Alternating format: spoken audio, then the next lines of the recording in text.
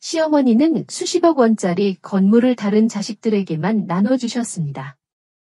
저는 20년 헌신의 대가로 빈손으로 쫓겨날 운명이었습니다. 하지만 어머니가 쓰러지신 그날, 병실복도에서 저는 제 운명을 송두리째 바꿀 목소리를 듣게 되었습니다. 그것은 끔찍한 대신이었지만 동시에 모든 것을 뒤집을 기회였습니다. 이것은 단지 시작일 뿐이었습니다. 계속하기 전에 채널을 구독하고 댓글로 어디에서 듣고 계신지 알려주세요. 제 이름은 박선영. 올해 45입니다. 20해 가까운 세월 동안 저는 그저 없는 사람처럼 살았습니다. 시댁의 큰며느리라는 이름 아래 제 자신은 잊은 채 그림자처럼 지내왔습니다. 그런데 그날이었습니다. 늦은 오후, 창밖으로 해가 뉘엿뉘엿 넘어가고 있을 때였습니다. 저녁 준비를 하려고 물을 썰고 있는데 식탁 위에 놓아둔 제 전화기가 갑자기 불이 붙은 듯 울리기 시작했습니다. 징, 징, 징. 액정에는 아가씨라는 이름이 떠 있었습니다. 받지 않았습니다. 잠시 뒤 전화가 끊기고 곧바로 다시 울렸습니다. 이번에는 둘째 시숙의 이름이었습니다. 또 받지 않았습니다. 전화는 끈질겼습니다. 시댁 식구들의 이름이 번갈아가며 액정을 채웠습니다. 10통이 넘는 전화가 연달아 울렸지만 저는 묵묵히 무만 썰었습니다. 칼날이 도마에 부딪히는 소리가 유난히 크게 들렸습니다. 한참 뒤 전화벨 소리가 멎었습니다. 집안이 다시 고요해졌습니다.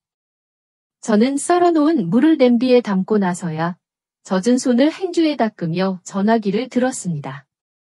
부재 중 전화 기록이 화면을 가득 메우고 있었습니다. 그리고 그때 다시 전화가 울렸습니다. 모르는 번호였습니다. 저는 잠시 망설이다가 통화 버튼을 눌렀습니다. 여보세요. 수화기 너머로 다급한 목소리가 터져 나왔습니다. 막내 신우이였습니다. 형님. 전화 좀 받으세요. 왜 이렇게 전화를 안 받아요? 큰일 났어요. 어머니가 쓰러지셨어요. 저는 아무 말도 하지 않았습니다. 창밖을 바라보았습니다. 어둠이 내려앉은 하늘이 보였습니다. 수화기 너머에서는 울음 섞인 목소리가 계속 이어졌습니다. 지금 병원 응급실이에요. 의사가 위독하시대요. 형님, 빨리 오셔야 해요. 어서요. 저는 깊게 숨을 한 번 들이마셨습니다. 그리고 아주 천천히, 아주 차분하게 입을 열었습니다. 20년 동안 단 한 번도 내보지 못했던 그런 목소리였습니다. 누구? 찾으세요. 수화기 넘어가 순간 정적에 휩싸였습니다. 신우이는 아무 말도 하지 못했습니다. 아니, 하지 않았습니다. 저는 더 기다리지 않고 조용히 통화 종료 버튼을 눌렀습니다. 뚝. 세상이 다시 고요해졌습니다. 저는 전화기를 식탁 위에 내려놓았습니다. 그리고 눈을 감았습니다. 그러자 차갑고 시리던 그날의 기억이 안개처럼 피어올랐습니다. 작년 겨울이었습니다. 유난히 추운 날이었습니다. 시어머니, 김영자 여사님의 호출로 온 식구가 마포에 있는 본가에 모였습니다. 거실에는 묵직한 긴장감이 흘렀습니다. 어머님은 평소처럼 말이 없으셨지만 그날따라 그 침묵이 더 무겁게 느껴졌습니다. 어머님은 말없이 두꺼운 서류 뭉치 하나를 탁자 위에 올려놓으셨습니다. A4 용지에 인쇄된 그것은 시댁 소유의 5층짜리 상가 건물 도면이었습니다. 다들 들으렴. 어머님의 낮은 목소리에 모두가 숨을 죽였습니다. 내 나이도 이제 70이 넘었다. 언제 어떻게 될지 모르는 일이니 미리 정리해두는 게 맞겠다 싶었다.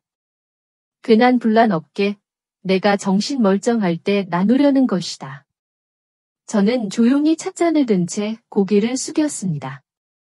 손끝으로 전해지는 찻잔의 온기마저 차갑게 느껴졌습니다. 남편은 제 옆에 앉아 있었지만 마치 없는 사람 같았습니다. 언제나처럼요. 어머님은 도면을 가리키며 한 명씩 호명하기 시작했습니다. 둘째, 민호.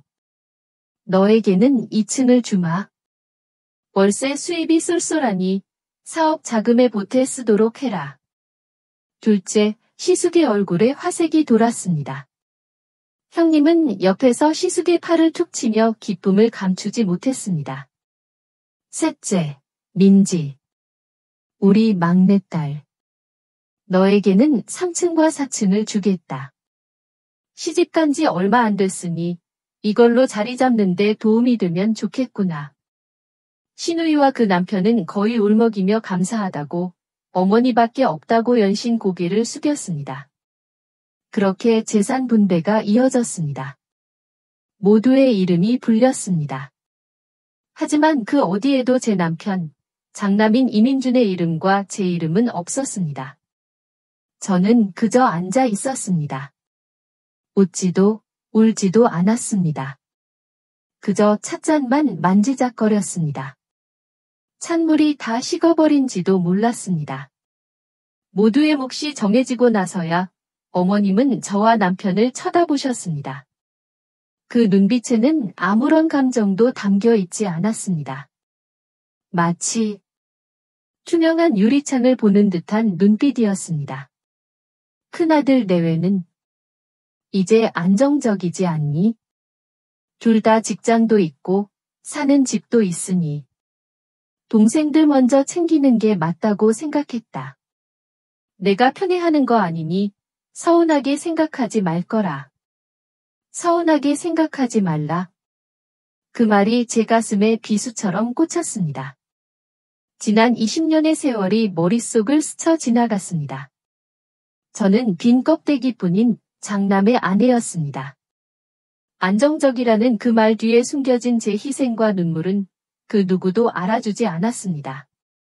남편은 그저 입술만 살짝 깨물 뿐 아무 말도 하지 않았습니다. 저는 남편에게 아무것도 기대하지 않았습니다. 동서들은 어머니 현명하세요. 역시 저희 생각해 주시는 건 어머니뿐이에요 라며 아첨하기 바빴습니다. 그 시끄러운 칭찬 소리 속에서 저는 조용히 자리에서 일어났습니다. 그리고 아이들의 손을 잡고 밖으로 나왔습니다. 차가운 겨울바람이 얼굴을 스쳤습니다. 저는 아이들에게 따뜻한 찐빵을 하나씩 사주었습니다. 뿌연 입김이 흩어지는 하늘을 보며 생각했습니다.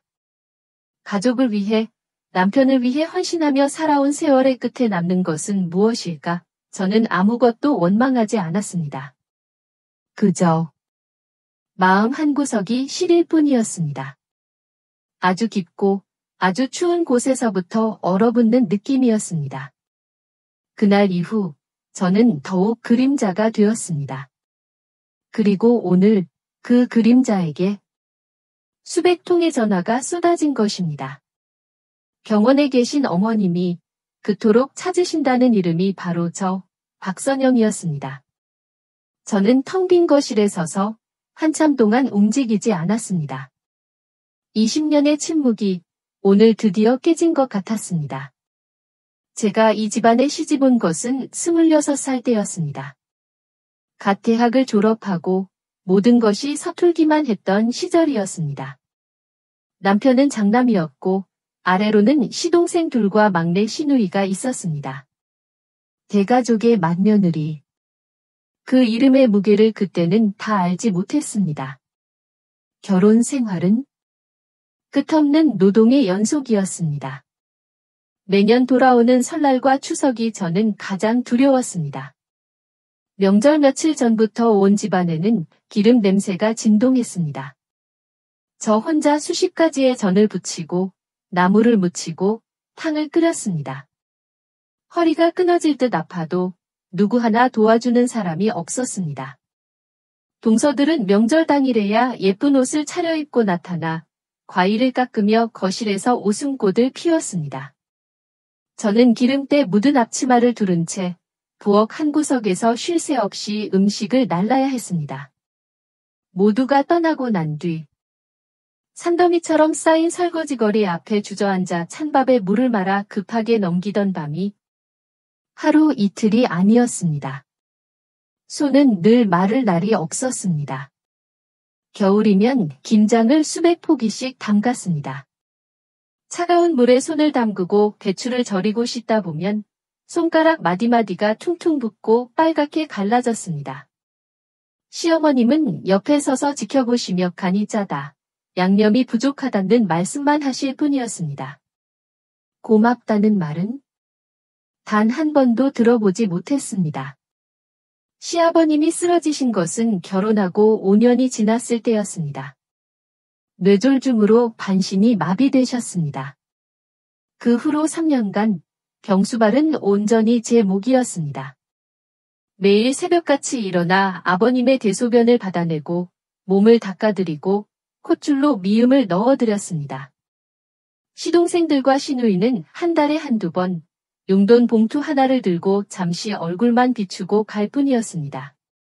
그들은 아버님의 곁에 오래 머물지 않았습니다. 경실의 무거운 공기와 특유의 냄새를 견디지 못했기 때문입니다. 그 모든 것을 견뎌낸 것은 저였습니다. 아버님이 돌아가시던 날 모두가 목 놓아 울었습니다. 하지만 저는 눈물이 나지 않았습니다. 그저 멍하니 뼈만 앙상하게 남은 아버님의 손을 내려다볼 뿐이었습니다. 제 모든 기운이 이미 다 빠져나가 버린 것 같았습니다. 이따금 너무 힘들고 억울해서 남편에게 하소연을 한 적도 있었습니다. 여보, 나 너무 힘들어요. 형님네랑 아가씨네는 명절 때 와서 손 하나 까딱 안 하고 나 혼자 너무 벅차요. 그러면 남편은 늘 똑같은 대답을 했습니다. 피곤한 얼굴로 제 눈을 피하며 말했습니다. 에이, 그냥 당신이 좀 참아. 어머니 성격 원래 저런 거 알잖아. 괜히 말해봤자 집안만 시끄러워져. 집안만 시끄러워져. 그 말이 제 가슴을 가장 아프게 찔렀습니다. 남편에게 저는 아내가 아니었습니다. 그저 이 집안의 평화를 위해 희생해야 하는 존재일 뿐이었습니다. 그날 이후로 저는 남편에게 아무것도 기대하지 않게 되었습니다. 제 편은 이 세상에 아무도 없다는 것을 깨달았습니다. 아이들이 태어나면서 저는 아이들을 보며 버텼습니다. 아이들의 웃음이 제 유일한 위안이었습니다. 저는 아이들에게만큼은 상처를 주고 싶지 않았습니다. 그래서 더 입을 닫았습니다. 더 제 자신을 숨겼습니다. 불평 한마디 하지 않고 묵묵히 제 할 일을 했습니다. 그렇게 20년이 흘렀습니다. 제 이름 박선영은 희미해지고 큰애 엄마, 맏며느리라는 이름만 남았습니다. 제 얼굴에서는 웃음이 사라지고 깊은 그늘이 자리 잡았습니다. 저는 제가 바보 같아서 혹은 약해서 침묵했던 것이 아닙니다. 가족의 평화를 지키고 싶었습니다. 남편의 입장을 난처하게 만들고 싶지 않았습니다. 아이들이 할머니와 삼촌, 고모들 사이에서 눈치 보지 않기를 바랐습니다. 그것이 저의 최선이었습니다. 하지만 그 침묵의 대가는 너무나도 가혹했습니다. 그들은 저의 침묵을 당연하게 여겼습니다. 저의 희생을 아무것도 아닌 것으로 만들었습니다. 제가 아무것도 필요 없는 사람, 아무런 욕심도 없는 사람이라고 멋대로 판단해버렸습니다. 그래서 그날 재산을 나누던 그 자리에서 저를 그렇게 쉽게 지워버릴 수 있었던 것입니다. 저는 조용히 눈을 떴습니다. 어둠이 완전히 내려앉은 거실은 쥐 죽은 듯 고요했습니다. 20년의 세월이 파노라마처럼 스쳐 지나가자 더 이상 가슴이 시리지 않았습니다. 대신 무언가 단단한 것이 가슴속에서 차오르는 것이 느껴졌습니다. 그것은 원망도 슬픔도 아니었습니다. 이제는 더 이상 그렇게 살지 않겠다는 차갑고도 분명한 결심이었습니다. 저녁 시간이었습니다. 저는 아이들을 위해 저녁상을 차렸습니다. 된장찌개가 보글보글 끓고 고등어가 노릇하게 구워졌습니다. 아이들은 여느 때와 같이 제잘거리며 밥을 먹었습니다. 하지만 저는 숟가락을 들지 못했습니다. 현관문 도어록 해제되는 소리가 들리고 남편이 들어왔습니다. 남편은 제 얼굴을 한번 힐끗 보더니 곧장 안방으로 들어가 옷을 갈아입고 나왔습니다. 평소와 다름없는 모습이었지만 저는 그 안에 담긴 초조함을 읽을 수 있었습니다. 식탁에 앉은 남편이 저에게 물었습니다. 목소리가 조금 잠겨 있었습니다. 오늘 전화 받았어? 어머니 병원에 입원하셨대. 응급실에 계신다고 들었는데. 저는 행주로 식탁을 닦으며 대답했습니다. 남편의 눈을 똑바로 쳐다보며 말했습니다. 들었어요. 하지만 안 갔어요. 남편의 얼굴에 당혹감이 스쳤습니다. 미간을 살짝 찌푸리며 되물었습니다. 안 갔다고? 왜? 그래도 어머니시잖아. 그래도 어머니시잖아. 그 말이 왜 그렇게 공허하게 들렸을까요? 저는 쓴웃음을 지으며 말했습니다. 어머니가 재산 나누실 때 우리를 기억이나 하셨어요? 저는 집이나 건물이 필요한 게 아니에요. 단 한 번이라도 우리를 가족으로 생각하고 있는지 그 마음이 필요했어요. 저는 목소리를 높이지 않았습니다. 원망을 담지도 않았습니다. 그저 사실을 말했을 뿐입니다. 나는 지난 20년간 당신 집안의 그림자였어요. 불평 한마디 없이 모든 걸 감당했어요. 하지만 이제는 아니에요. 어머니가 정말 위급하시다면 이제 어머니에겐 8명의 자식이 더 있잖아요. 제가 아니라도 돌볼 사람은 많을 거예요.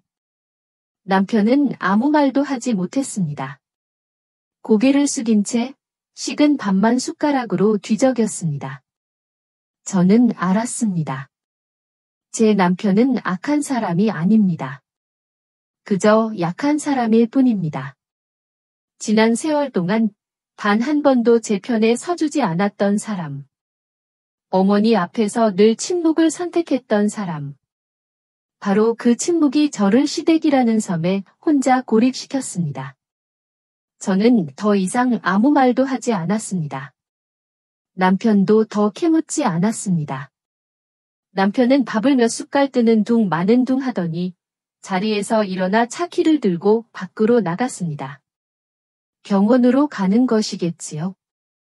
아이들이 잠든 깊은 밤, 저는 거실 소파에 홀로 앉아 있었습니다.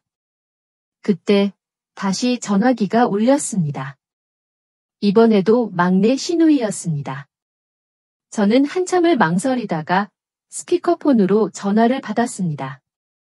형님, 제발요. 병원에 한 번만 와주시면 안 돼요? 신우이의 목소리는 잔뜩 잠겨 있었습니다. 어머니가 계속 형님 이름만 부르세요. 왜 아직 안 오냐고. 계속 찾으신단 말이에요. 어머니 상태가 정말 안 좋으세요? 저는 대답 없이 듣고만 있었습니다. 사람의 목숨 앞에서 그 어떤 원망도 무력해지는 순간이었습니다. 아이를 낳을 때 제 손을 잡아주셨던 분, 감기 몸살로 끙끙 앓아누웠을 때 무심한 척죽 한 그릇을 끓여주셨던 분, 그 기억들이 희미하게 떠올랐습니다. 마음이 조금 흔들렸습니다. 저는 눈을 감고 깊게 숨을 내쉬었습니다. 그리고 조용히 물었습니다.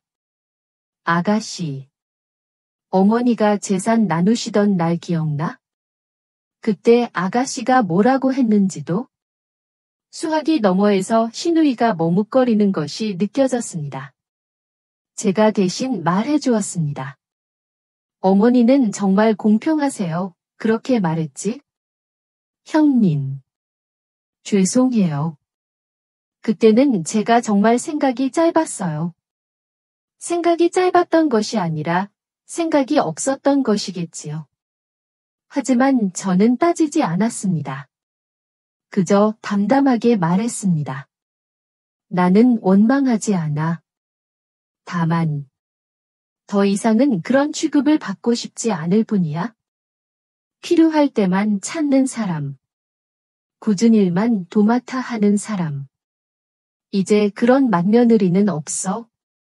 신우이는 흐느끼기 시작했습니다. 알아요, 형님.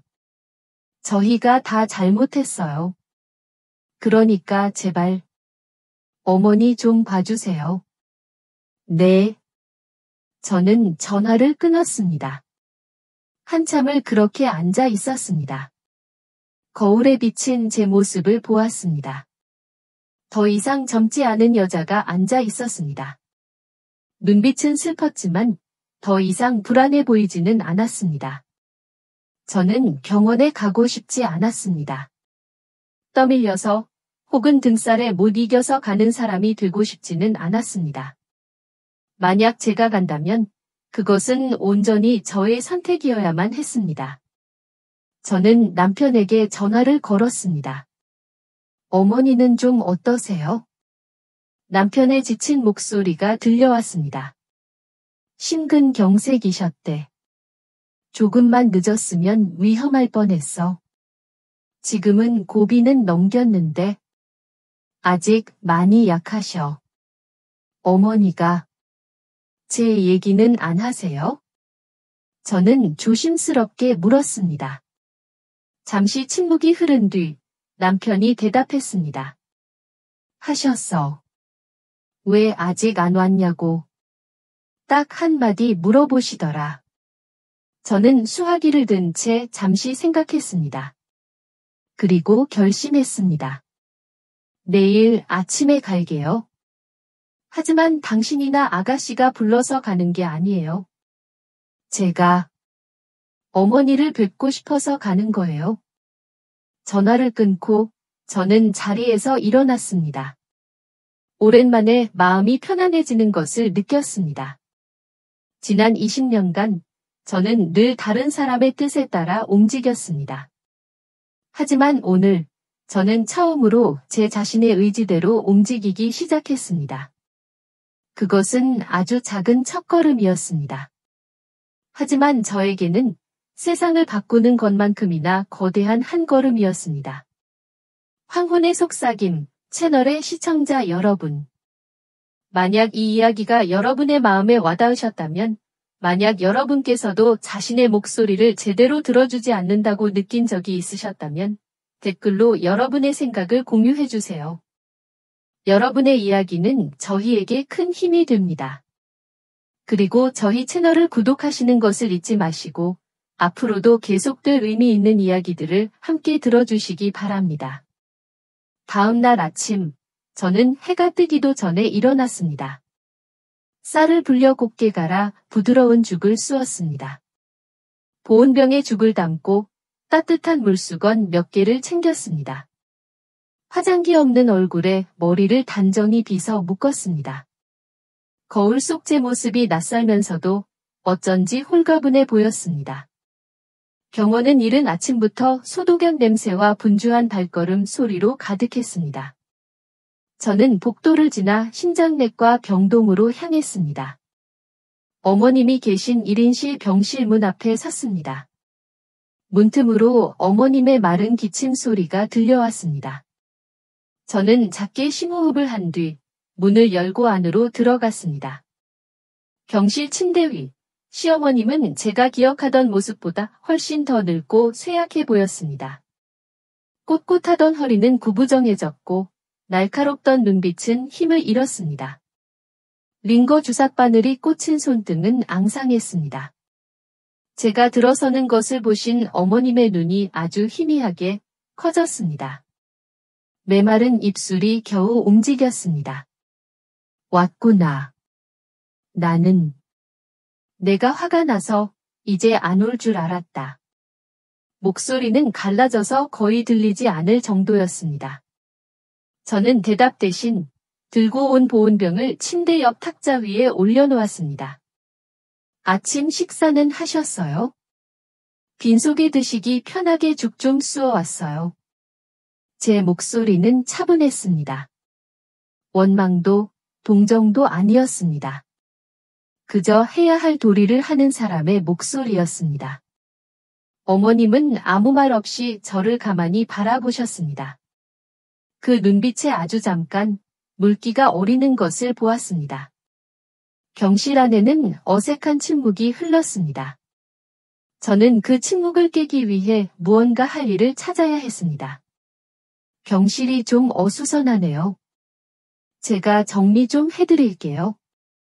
저는 어머님 침대 발치에 놓여있던 낡은 나무 상자를 가리켰습니다. 어머님은 아주 작게 고개를 끄덕이셨습니다. 허락이었습니다. 그것은 어머님이 평생 아끼시던 물건들을 담아두는 상자였습니다. 저는 상자를 열고 안에 든 물건들을 하나씩 꺼내 가지런히 정리하기 시작했습니다. 빛바랜 편지 몇 통, 낡은 흑백 사진들, 손때 묻은 작은 비단 주머니. 어머님의 지나온 세월이 그 안에 고스란히 담겨 있었습니다. 저는 젖은 수건으로 상자 안을 깨끗이 닦아내고 물건들을 다시 담기 시작했습니다. 바로 그때였습니다. 사진 뭉침의 아래에 다른 사진들과는 조금 다른 느낌의 사진 한 장이 끼어 있었습니다. 아주 작고 내 귀퉁이가 달아빠진 낡은 흑백 사진이었습니다. 저는 무심코 그 사진을 집어들었습니다. 사진 속에는 갓 태어난 듯한 아기 한 명이 포대기에 쌓여 있었습니다. 통통한 볼, 꼭 감은 두 눈, 세상의 빛을 본 지 얼마 안 된 아기였습니다.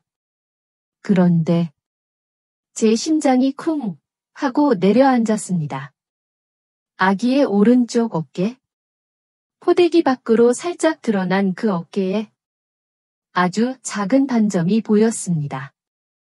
초승달 모양의 희미한 갈색 반점이었습니다.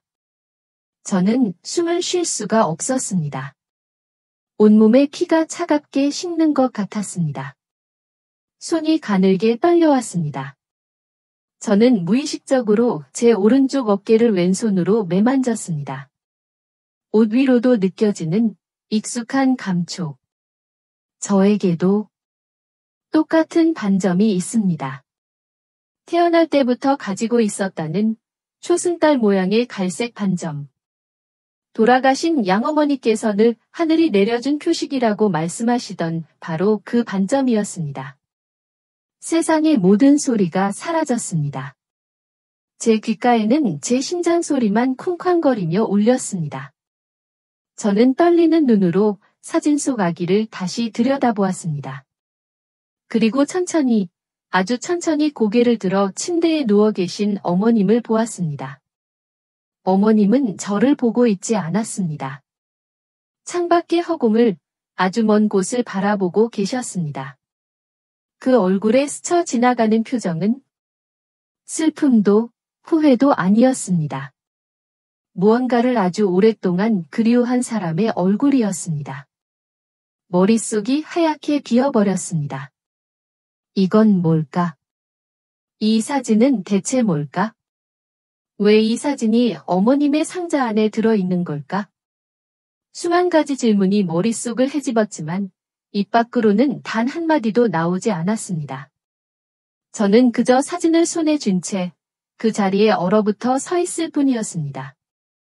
지난 20년간 저를 짓눌렀던 시집살이의 무게와는 전혀 다른 훨씬 더 근원적이고 거대한 혼란이 제 온몸을 휘감기 시작했습니다. 그날 이후 저는 매일 병원을 찾았습니다. 어머님께 죽을 끓여다 드리고 젖은 수건으로 몸을 닦아드렸습니다. 우리는 말이 없었습니다. 저는 차마 사진에 대해 물어볼 수 없었고 어머님도 아무런 말씀을 하지 않으셨습니다. 그저 침묵 속에서 저와 어머님 사이에는 이전과는 다른 무언가가 아주 희미하게 흐르기 시작했습니다. 하지만 그 평화는 오래가지 않았습니다. 제가 병실을 드나드는 것을 본 시댁 식구들이 불안해하기 시작한 것입니다. 그들의 눈빛에는 경계심이 가득했습니다. 마치 제가 무언가를 빼앗으러 온 사람인 것처럼 말입니다. 그날도 어머님 병실에 들렀다가 잠시 물을 뜨러 복도로 나왔을 때였습니다. 비상계단 쪽에서 익숙한 목소리가 들려왔습니다. 둘째, 시숙 이민호와 그 아내, 형님 최지연이었습니다. 저는 무의식적으로 발걸음을 멈추고 벽 뒤에 몸을 숨겼습니다. 어머니가 요즘 큰형수만 찾으시니 불안해 죽겠네. 저러다 마음이라도 바뀌시면 어떡해? 형님의 날카로운 목소리였습니다.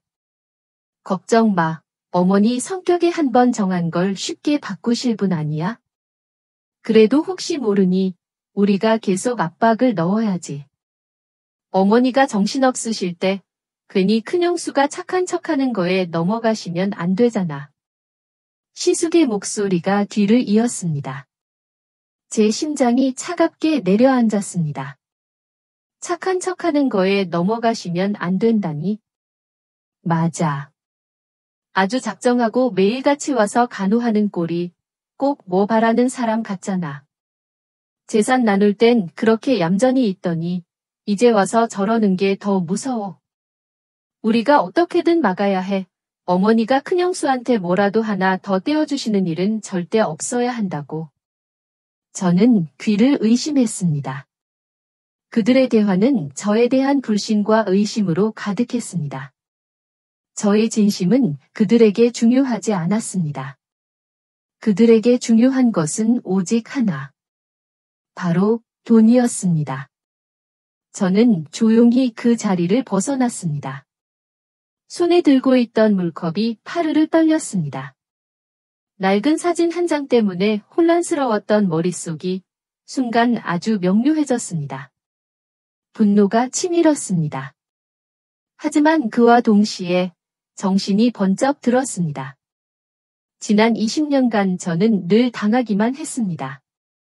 저의 침묵을 방패 삼아 그들은 저를 멋대로 재단하고 무시했습니다. 하지만 이제는 아니었습니다. 저 사진의 진실이 무엇이든 저는 더 이상 가만히 앉아 당하고만 있지는 않을 것입니다. 저 자신을, 그리고 어쩌면 저 혼란의 중심에 서 계신 어머님을 지켜야 했습니다. 다음 날 저는 다시 병원을 찾았습니다. 병실에 들어서기 전 저는 복도 의자에 잠시 앉아 스마트폰을 꺼내 들었습니다. 그리고 녹음 기능을 켰습니다. 화면을 끈 채 전화기를 가방 앞주머니에 살짝 넣어두었습니다. 병실에 들어서자 아니나 다를까? 둘째, 시숙내외가 먼저 와 있었습니다. 저를 보자마자 형님이 비꼬는 투로 말했습니다. 어머, 형님 또 오셨네요. 정말 지극정성이세요. 우리가 다 있는데 형님이 이렇게까지 고생 안 하셔도 되는데. 저는 아무 대답도 하지 않고 어머님의 혈압을 재는 간호사를 지켜보았습니다. 간호사가 나가자 시숙이 본론을 꺼냈습니다. 어머님이 들으라는 듯 일부러 큰 소리로 말했습니다. 어머니, 몸은 좀 어떠세요? 그런데 어머니, 지난번에 재산 나누신 거 말입니다. 저희야 어머니 뜻에 무조건 따르지만 혹시라도 마음 변하시면 안 됩니다. 큰형님이 서운해하실까 봐 걱정되어서 드리는 말씀이에요. 괜히 형님이 오해해서 가족 사이에 문제 생기면 안 되잖아요. 그것은 걱정이 아니었습니다. 명백한 협박이었습니다. 늙고 병든 어머니에게 더 이상 다른 생각은 꿈도 꾸지 말라는 경. 녹음기에서 마지막 단어가 흘러나오고 병실에는 숨막히는 정적이 감돌았습니다. 이민호 시숙과 형님 최지연의 얼굴은 하얗게 질려 있었습니다. 그들의 탐욕스러운 속삭임은 이제 지울 수 없는 증거가 되어 차가운 공기 속에 박제되었습니다. 남편 민준 씨는 충격으로 입을 다물지 못했고 막내 신우이는 조용히 눈물을 훔치고 있었습니다. 모두가 얼어붙은 그 순간 침대에 누워 계시던 어머님께서 힘겹게 입을 여셨습니다. 가쁘게 몰아쉬는 숨 사이로 아주 가냘프지만 단호한 목소리가 흘러나왔습니다. 선영아. 저는 고개를 돌려 어머님을 보았습니다. 그 눈빛은 더 이상 흐릿하지 않았습니다. 깊은 슬픔과 평생을 짊어진 것 같은 무거운 회한이 담겨 있었습니다. 안방, 장롱, 제일 깊숙한 곳에 나무 상자 하나만 꺼내다 주렴. 저는 영문을 몰랐지만 어머님의 간절한 눈빛에 이끌려 조용히 고개를 끄덕였습니다. 시숙내외는 마치 투명인간이라도 된 것처럼 그 자리에 못 박혀 있었습니다. 집으로 돌아와 어머님의 낡은 자개장롱을 열었습니다. 옷가지들을 치우자 손때 묻은 작은 오동나무 상자가 모습을 드러냈습니다. 특별할 것 없는 상자였지만 어쩐지 그 무게가 천근만근처럼 느껴졌습니다. 다시 병실로 돌아왔을 때 공기는 여전히 무거웠습니다. 저는 어머님께 상자를 건넸습니다. 어머님은 떨리는 손으로 상자를 열었습니다. 그 안에는 곱게 접힌 편지지 한 묶음이 들어 있었습니다. 세월의 흔적으로 누렇게 바랜 종이였습니다. 그걸 내가 좀 읽어주렴. 어머님은 저를 바라보며 말씀하셨습니다. 모두가 들어야 한다. 저는 마른 침을 삼키고 편지지를 펼쳤습니다. 제 심장이 미친 듯이 뛰기 시작했습니다. 편지는 어머님의 단정한 글씨체로 시작되고 있었습니다. 저의 목소리가 떨려 나왔습니다. 나의 딸, 연희에게. 연희? 모두의 시선이 제게로 향했습니다. 저는 혼란스러운 마음을 내서 진정시키며 편지를 계속 읽어 내려갔습니다. 제 목소리가 병실을 가득 메웠지만 제 귀에는 마치 다른 세상의 이야기처럼 들렸습니다. 이 편지를 내가 언젠가 읽게 될 수 있을지 어미는 감히 상상조차 할 수 없구나. 만약 내가 이 글을 읽고 있다면 부디 이 죄 많은 어미를 용서하지 말아다오. 나는 너를 버린 어미다. 순간 병실 안의 모두가 숨을 멈췄습니다. 제 손이 파르르 떨렸습니다. 45년 전 지독하게 가난했던 시절이었지. 남편은 빚쟁이들에게 쫓겨 집을 나갔고 갓 태어난 너를 안고 나는 막다른 길에 서 있었다. 너를 굶겨 죽일 수는 없다는 생각에 나는 해서는 안 될 짓을 하고 말았다.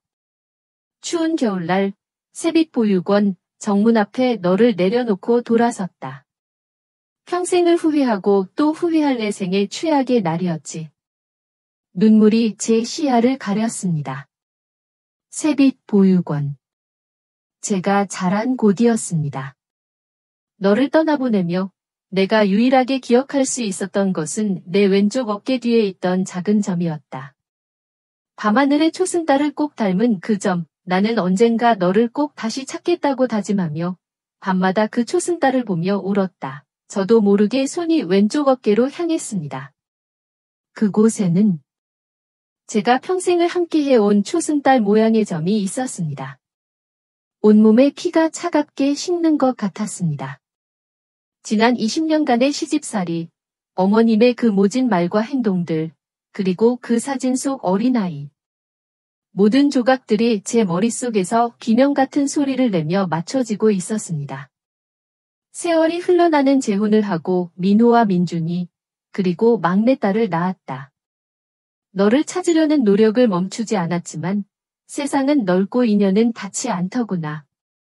그러던 어느 날 내 아들 민준이가 결혼할 여자라며 너를 내 앞에 데려왔다. 선영아, 내 이름을 듣고 내 얼굴을 본 순간 나는 심장이 멎는 것 같았다. 설마 하는 마음에 결혼을 허락하고 내가 우리 집에 들어온 첫날 나는 일부러 목욕물을 데워주며 내 어깨를 확인했다. 그리고 보고야 말았지. 그 선명한 초승달 모양의 점을. 편지를 든 제 손이 힘없이 아래로 떨어졌습니다. 아, 그래서였군요. 어머님께서 저를 그토록 미워하고 또 그토록 기묘한 집착을 보이셨던 이유가 며느리가 되어버린 딸, 세상에 드러낼 수 없는 비밀. 어머님은 저를 볼 때마다 죄책감과 공포에 시달리셨던 겁니다. 나는 진실을 말할 용기가 없었다. 이미 새로운 가정을 꾸린 나 때문에, 그리고 내 아들과 가정을 꾸린 너 때문에 이 끔찍한 비밀을 무덤까지 가져가기로 결심했다. 그래서 너에게 더 모질게 굴었다. 너를 밀어내야만 이 비밀을 지킬 수 있을 것 같았다. 하지만 선영아. 아니, 내 딸 연희야. 매 순간이 지옥이었단다. 내 딸을 앞에 두고 아가라고 부르지도 따뜻하게 안아주지도 못하는 이 어미의 심정을 누가 알겠니? 미안하다. 정말 미안하다. 편지의 마지막 문장을 끝으로 저는 주저앉아 오열했습니다. 20년의 세월이 원망과 서름이 아니었습니다. 그것은 엇갈린 운명 속에서 엄마와 딸이 서로를 알아보지 못한 채 핥히고 상처 입혔던 너무도 길고 아픈 비극이었습니다. 시숙과 형님은 얼굴을 들지 못했습니다. 그들의 탐욕이 얼마나 하찮고 부끄러운 것이었는지 이제야 깨달았을 겁니다. 남편 민준 씨는 망연자실한 표정으로 저와 어머님을 번갈아 쳐다봤고 시누이는 결국 소리내어 울기 시작했습니다. 저는 눈물로 흐려진 시야 너머로 침대에 누워 계신 분을 바라보았습니다. 시어머니가 아니었습니다. 제 인생에서 단 한 번도 불러보지 못했던 이름, 나의 엄마였습니다. 며느리의 눈물, 애청자 여러분, 저와 어머니의 이야기는 너무도 가혹한 진실에 다다랐습니다. 혹시 여기까지 듣고 계신다면 댓글에 숫자 1을 남겨주세요. 이 길고 아픈 여정에 당신이 함께하고 있다는 것을 제가 알 수 있도록 말입니다. 여러분의 존재가 지난 45년간 깊게 새겨진 상처를 저희가 어떻게 마주하고 치유해 나갔는지 그 마지막 이야기를 꺼내놓을 수 있는 가장 큰 용기가 됩니다. 그날 이후 병실의 풍경은 완전히 달라졌습니다. 저희의 대화를 듣고 싶지 않다는 듯 둘째, 시숙과 형님은 더 이상 병원에 오지 않았습니다. 가끔 안부를 묻는 짧은 문자만이 그들의 존재를 알릴 뿐이었습니다. 그들이 떠나간 빈자리는 어색한 평화와 조용한 온기로 채워졌습니다. 이제 병실에는 저와 제 곁을 지키는 남편, 그리고 조용히 과일을 깎는 막내 시누이가 전부였습니다. 남편은 지난 세월에 대한 미안함 때문인지 말없이 제 어깨를 주무르거나 따뜻한 커피를 건네며 묵묵히 제 곁을 지켰습니다. 처음으로 저는 남편에게서 진정한 기둥을 보았습니다. 어머니와의 시간은 강물처럼 흘러갔습니다. 저희는 잃어버린 45년의 세월을 보상받으려는 듯 많은 이야기를 나누었습니다. 어느 날 오후, 제가 깎은 사과를 드시던 어머니께서 창밖을 보며 나지막이 말씀하셨습니다. 내 아버지도 참 무책임한 사람이었지. 저는 조용히 어머니의 다음 말을 기다렸습니다. 나를 버리고 떠난 그 사람 때문에 나는 남자라는 존재를 그리고 며느리라는 존재를 믿지 못했다. 내 아들만큼은 며느리에게 헌신짝처럼 버려지지 않기를 바랐다. 그래서 널 더 혹독하게 대했어. 강한 며느리가 되어야 내 아들이 편할 거라고 어리석게도 그렇게 믿었던 게지. 내 상처를 너에게 대물림한 거야? 용서해라, 이 못난 어미를. 어머니의 주름진 뺨 위로 눈물 한 줄기가 흘러내렸습니다. 저는 조용히 다가가 그 눈물을 닦아드리며 어머니의 손을 꼭 잡았습니다. 아니에요, 엄마. 이제 다 괜찮아요. 저도 엄마를 원망하지 않아요. 엄마라는 단어가 너무나 자연스럽게 흘러나왔습니다. 어머니는 제 손을 마주잡으며 희미하게 웃으셨습니다. 그 미소 속에서 저는 평생을 그리워했던 어머니의 진짜 얼굴을 보았습니다. 며칠 뒤 하늘법률사무소의 변호사님이 다시 병실을 찾았습니다. 이번에는 그의 얼굴에 당혹감 대신 따뜻한 미소가 걸려 있었습니다. 어머니는 제가 보는 앞에서 또렷한 정신으로 새로운 유언장을 작성하셨습니다. 변호사님이 유언장의 내용을 낭독했습니다. 본인 김영자는 남은 재산인 건물 1층 상가와 5층 오피스텔, 그리고 예금 2억 원 전액을 나의 하나뿐인 친딸 박선영, 옛 이름 김연혜에게 상속한다. 낭독이 끝나고 어머니는 제게 펜을 건네받았습니다. 힘겹지만 단호한 손길로 어머니는 유언장 마지막에 당신의 이름을 한자 한자 정성껏 새겨 넣으셨습니다. 펜이 종이에 스치는 소리만이 병실을 가득 메웠습니다. 그것은 단순한 재산 상속이 아니었습니다. 45년 만에 되찾은 딸에게 어머니가 줄 수 있는 마지막 사랑의 증표이자 공식적인 인정이었습니다. 변호사님이 돌아가고 병실에는 다시 우리 둘만 남았습니다. 어머니는 기력이 다하신 듯 눈을 감고 제 손을 잡은 채 가만히 누워 계셨습니다. 저는 그 거칠고 따뜻한 손을 잡고 생각했습니다. 우리에게 허락된 시간은 길지 않았습니다. 하지만 그 짧은 시간 속에서 우리는 비로소 진짜 엄마와 딸이 되었습니다. 20년간의 시어머니와 며느리라는 길고 긴 상처를 넘어 마침내 저희는 서로를 마주보고 있었습니다. 그것만으로도 충분했습니다. 저에게는 정말로 충분했습니다. 유언장을 새로 작성하신 지 일주일 뒤 어머니는 제 품에 안겨 평화롭게 눈을 감으셨습니다. 마치 긴 여행을 떠나기 전 가장 사랑하는 사람에게 작별 인사를 하듯 제 손을 꼭 잡은 어머니의 얼굴에는 어떠한 고통의 흔적도 남아있지 않았습니다. 그저 옅은 미소만이 번져 있을 뿐이었습니다. 저는 상주가 되어 어머니의 장례를 치렀습니다. 남편과 막내 시누이가 곁에서 저를 도왔습니다. 20년간 며느리로 살았던 세월이 있었기에 저는 그 누구보다 능숙하게 조문객을 맡고 장례 절차를 이끌었습니다. 하지만 제 마음가짐은 예전과 완전히 달랐습니다. 저는 며느리의 의무를 다하는 것이 아니었습니다. 하나뿐인 딸의 도리를 다하고 있었습니다. 장례식 내내 둘째, 시숙과 형님은 거의 말이 없었습니다.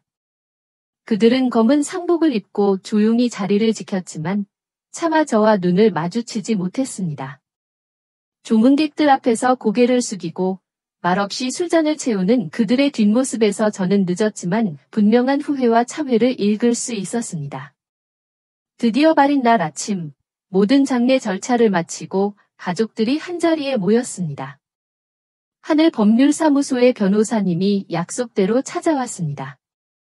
그의 손에는 어머니의 마지막 뜻이 담긴 유언장이 들려 있었습니다. 무거운 침묵 속에서 변호사님은 법적 효력을 가진 유언장의 내용을 다시 한번 모든 가족 앞에서 낭독했습니다. 어머니의 모든 재산이 법적으로 제게 상속되었음을 확인하는 선언이 끝나자 모두의 시선이 제게로 향했습니다. 시숙내외의 얼굴에는 체념이, 남편과 시누이의 얼굴에는 조용한 지지가 담겨 있었습니다. 저는 자리에서 일어나 모두를 천천히 둘러보며 입을 열었습니다. 제 목소리는 슬픔에 젖어 있었지만 그 어느 때보다 단단하고 분명하게 울려 퍼졌습니다. 저는 어머니의 마지막 뜻을 그대로 받들겠습니다. 저는 잠시 말을 멈추고 숨을 골랐습니다. 하지만 이 재산은 온전히 저를 위한 것이 될 수 없습니다. 이것은 저를 낳아주셨지만 평생 죄책감 속에 사셔야 했던 한 여인의 눈물이고 세상에 태어났지만 45년간 어머니를 모르고 살아야 했던 한 아이의 슬픔이기 때문입니다. 제 말에 모두가 숨을 죽였습니다.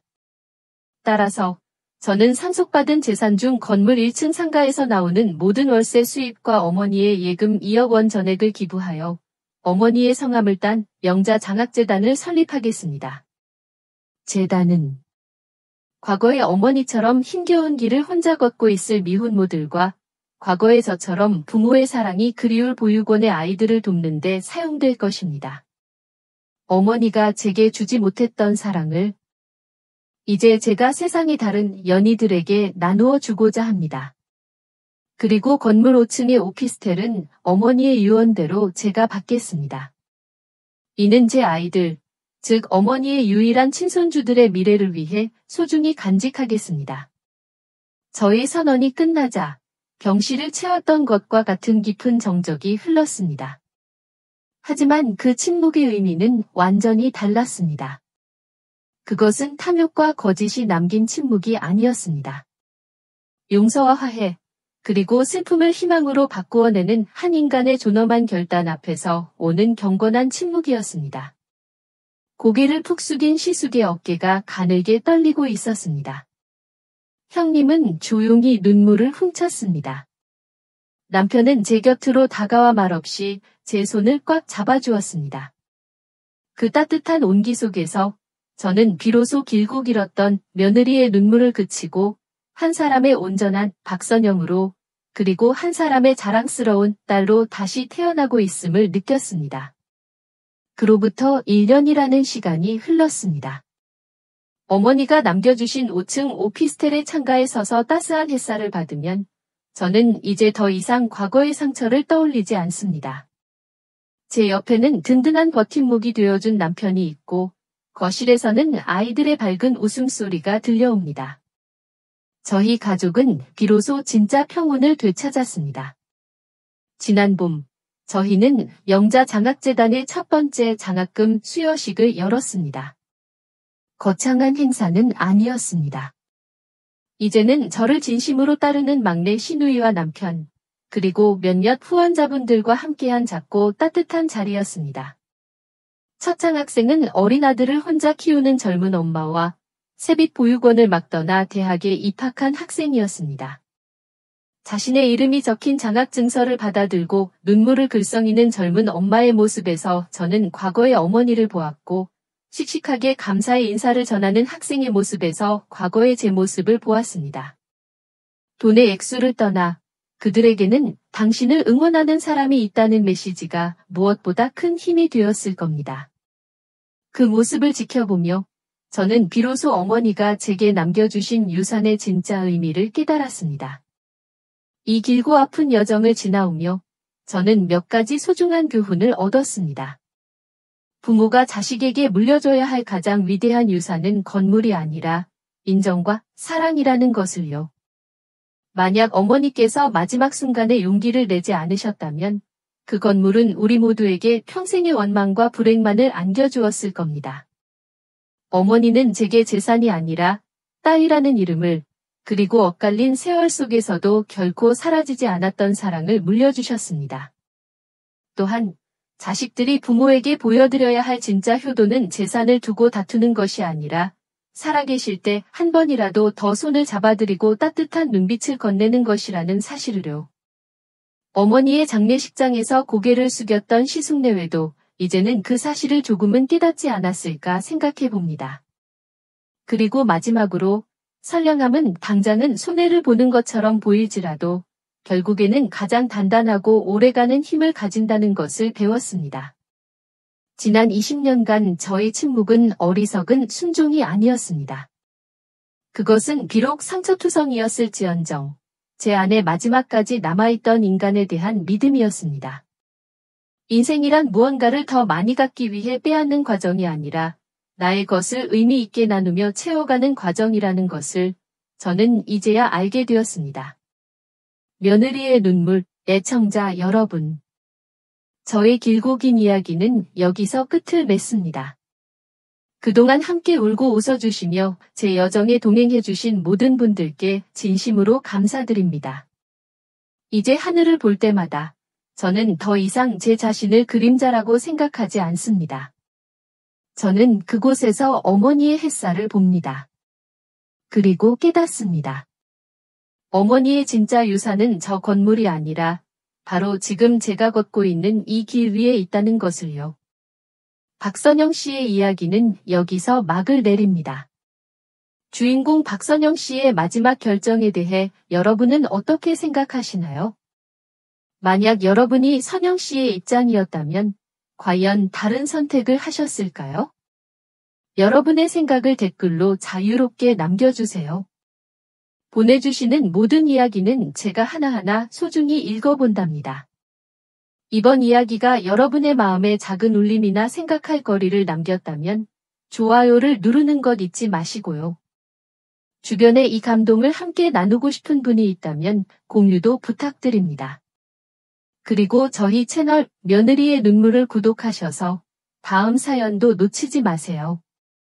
그럼 저는 다음 이야기로 다시 찾아뵙겠습니다. 그리고 어쩌면 다음번 사연의 주인공은 바로 당신일지도 모릅니다.